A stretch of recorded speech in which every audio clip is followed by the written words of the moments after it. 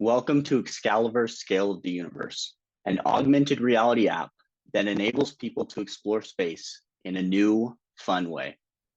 This application and project has been developed over many, many hours that included lots of research, lesson and application design, and of course, lots of coding. Among the members of our team, we have Sarah Anderson, who's focused on educational content, things like lesson design and lesson development. Noah Johnson as an architect who focused on the infrastructure of the app as well as doing lots of coding. Preston Loveland as a developer, spending many hours coding, as well as Quinn Peterson and myself, both as developers. So diving into the problem, one of the Common Core educational curriculum standards for sixth grade students in the US requires that they learn about the solar system. Within this curriculum, students are expected to learn and understand the size and scale of the planets, moons, the sun, and learn about other celestial bodies in relation to one another. So think the size and scale of each of them, as well as basic facts like the temperature and how far away they are from each other. We recognized a key problem, though, with the current strategy in teaching students about space. And that is that the human mind has a difficult time comprehending the massive sizes and scales of the objects in our universe. This is because the planets and the rest of the solar system seems so far away and abstract that the students, there's a disconnect when they watch videos or interact with 2D applications. They just don't quite understand how it's relevant to them, or how it's even possible that these celestial bodies exist. And so this makes it difficult for students to connect with the content and really gain an interest in space. So currently there are two main solutions, and that is that the educational videos about space in the solar system, as well as 2D applications that allow students to maybe engage a little bit more. And so some of the pros of these educational videos are that they're visually engaging. They're usually very high production and therefore very cool, and provide interesting shots of the planets. They also guide the student through a learning experience, a lesson-based experience, which allows the student to really understand those Common Core educational curriculum standards, like the facts about the different planets. And it's pretty hands-off for the teacher, which allows the teacher to maybe have an easier time presenting this material.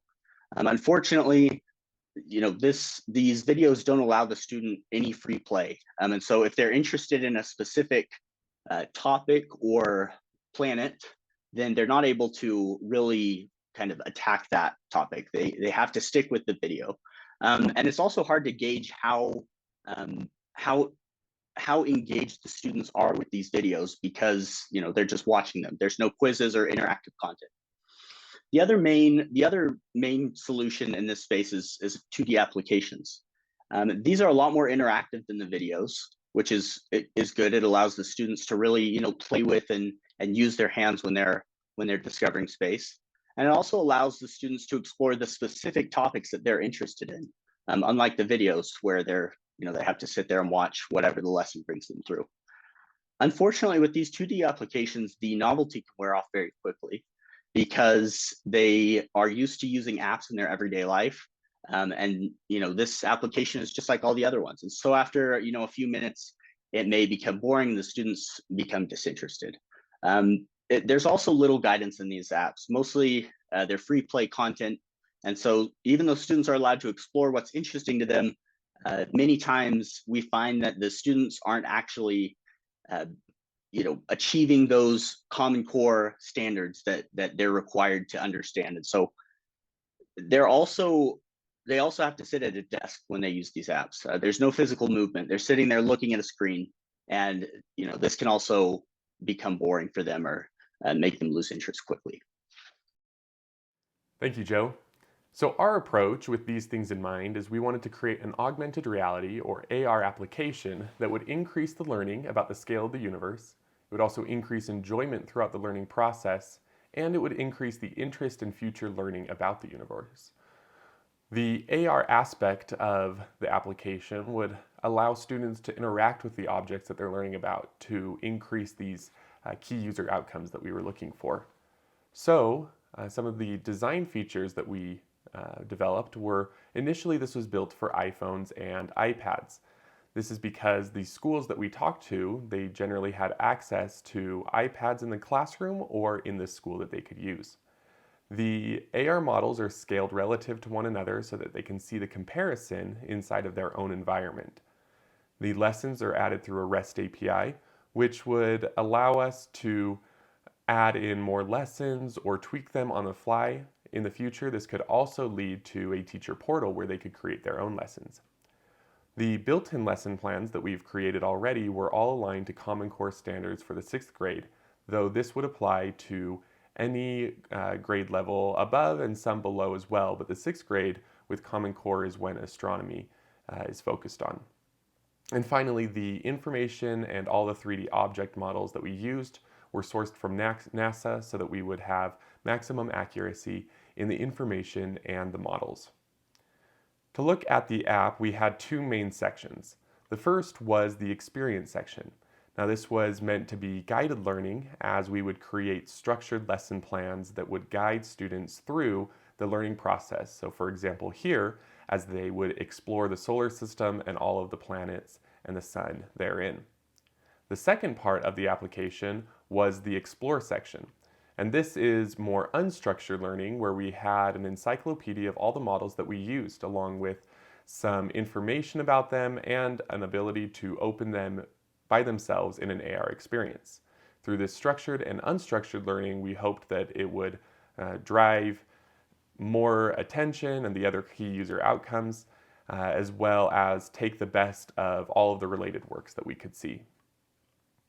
Now, we're going to take a look at a user who's using one of these structured lesson plans for the first time.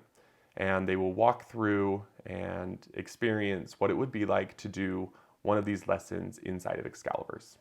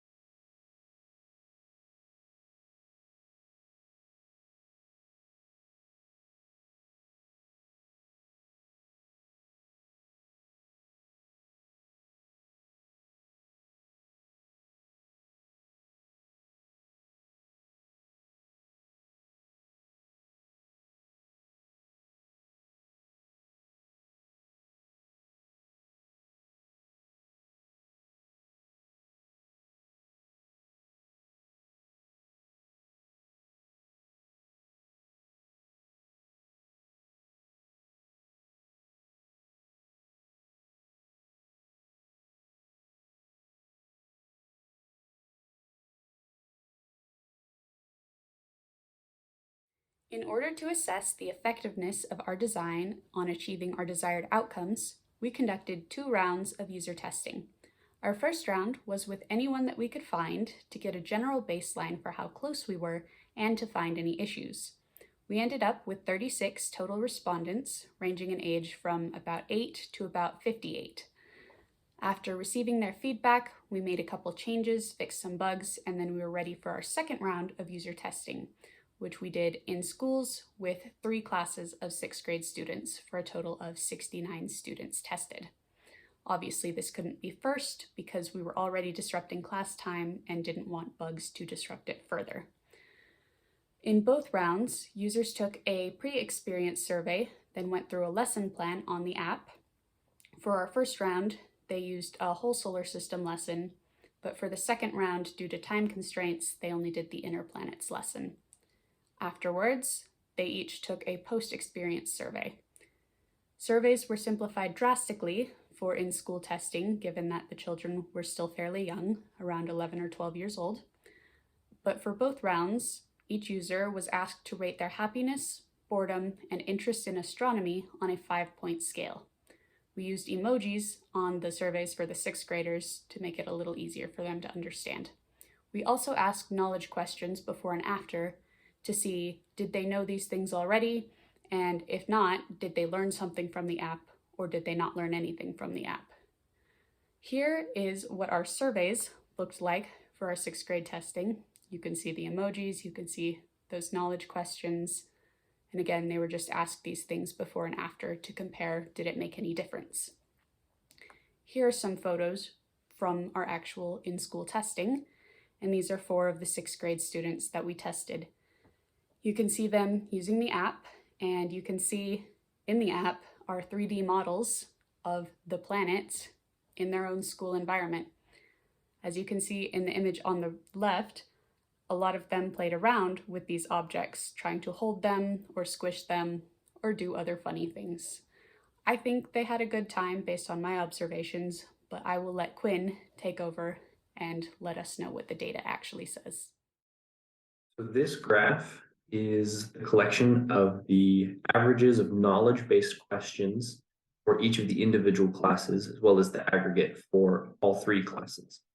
So the graph in blue shows the average number of correct knowledge-based questions for each class before the AR experience. So the survey was given to the students and they answered these knowledge-based questions, these 3 knowledge-based questions, without the AR experience. In orange, next to the blue, is the average number of correct answers after the AR lesson. Again, the 2 columns on the far right, the 4th entry, it is the aggregate average for each class. So that's just the overall, the number of correct beforehand versus the average number of correct after the AR experience. So the questions were the same for the survey beforehand and after. However, they only learned the answers through the AR experience. And so what the graph shows, especially looking at the 4th columns, is that the average increased from 1.26 average correct before the AR experience to 1.9 after it. That's a substantial increase on the average number of questions answered correctly out of those 3 questions. And here on the next slide, our analytics sought to determine the level of interest after the AR experience. So in other words, if the user would want to continue using the application in the long run to continue learning. And so these analytics are from the school survey. So these results come from the students, the elementary school students that we surveyed. So in further analysis of this data beyond just the averages, we did a regression model analysis. Our data showed that the greatest determiner of post-interest, or in other words, interest after using the AR application, the greatest determiner was pre-interest. So in other words, if the user was interested ahead of time, that was the biggest determiner if they were going to be interested after using it, which makes sense. However, an interesting bit of information that we found beyond that is that getting more of the knowledge-based questions correct during the pre-survey actually lowered a student's interest in continuing to use the application after the AR experience during the survey that we did. So this could suggest that continued use of the application seems most interesting to those who felt like they learned the most. If they knew more ahead of time, they were less interested in using it past when we gave them that survey, just using it in the future. However, if they didn't know as much beforehand, they got fewer of the questions correct, they had generally more interest in using it past then. So those who felt like they learned more showed greater interest in continuing to use the application in the long run. So this matched up with our first round of user testing and analytics, not with elementary students, but just with others that we surveyed at random. It's a very similar result. People who felt like they learned new valuable information had the most interest in continuing to use this application. And since through our surveys and our data analytics, we've been hoping to increase one, interest in using the application, and two, knowledge or learning through the application. These are very positive results that we've gotten from our surveys and from our application. Thank you, Quinn, for that analysis. We're going to move on to the discussion portion of this presentation and talk about the lessons learned first. First off, in success in achieving our core user outcomes, we feel that we were fairly successful in that objective. We were able to increase learning about the scale of the universe, increase enjoyment through that learning process, and increase interest in future learning about the universe, as we saw in the analytics section. We also discovered much more about how our target user learns. Through testing with the different children, we were able to see how important interaction is for them to really get hold of the information that they're being shown. And finally, expanded AR awareness. We were able to get an AR application into the classroom and show the learning possibilities to the teachers, the students, and to us as well, and to show how powerful it can be in learning in the future. Talking about limitations, there were limitations in a couple different aspects of this project. First off, with users, we had limited time testing and limited number of students to test and technology to use with the iPads that we're using, and limited testing scenarios. Obviously, in a perfect world, we'd like to expand that much more. Technology limitations, we would like to continue to build more on the project and create other aspects of it, allow more interaction for the user to have a better experience. We would love to test that portion as well. And then users having experience with AR and kind of understanding how it works even beforehand would definitely provide different results than we were seeing. And finally, the limitation of current educational focus on astronomy. At the current rate, teachers are very jam-packed to get all the curriculum that they have in, and they have at most one day for the solar system. And so expanding it to different areas so that the users could use it in different class periods for different curriculum would also help with that as well. Finally, with moving forward, we want to increase user interaction, have the user able to do multiple different interactions, whether it be quiz, tapping on different objects, moving things around, scaling things to different sizes in order to get them more interactive with the application. Expansion into other educational areas. Ideally, this portion of the application could be used with many different areas, whether it be historical artifacts and buildings and different things like that, architecture, just different models loaded into the project with different lesson plans around that. And then finally, monetization, a possible plan to either have the app on the App Store and have some subscription type of service or other services for monetization. Thank you all for being a part of this presentation and for experiencing Excaliverse. We've had a wonderful time building this project, and we hope that you enjoyed it as well. Thank you.